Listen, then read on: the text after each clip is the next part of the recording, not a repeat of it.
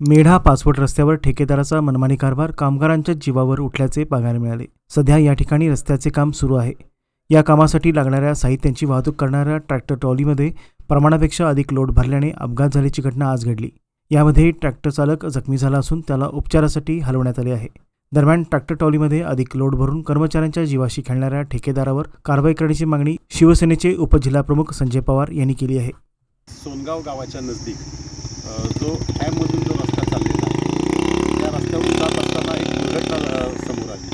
हा ट्रॅक्टरवर दुर्दैवाने त्या ड्रायव्हरनं इतका प्रचंड त्याच्यावर लोड टाकलेला आहे की त्या लोड टाकल्यानंतर असं निदर्शनास आलं की त्या लोडच्यामुळे ही प्रत्यक्ष जी आहे ही घटना घडली. तो रॉड पूर्णपणे तुटला. ह्याच्यावर कमीत कमी 10 टनाचा लोड टाकलेला आहे. ट्रॅक्टरची क्षमता नसताना एवढा लोड टाकला आहे आणि हे प्रकार असे वारंवार इथं घडत असताना आज ह्या ट्रॅक्टरवाला ट्रक ड्रायव्हर पूर्णपणे जखमी झाला. जखमी होऊन त्याला आज हॉस्पिटलमध्ये नेलं. याचं इथं रक्त सांडलेलं आहे.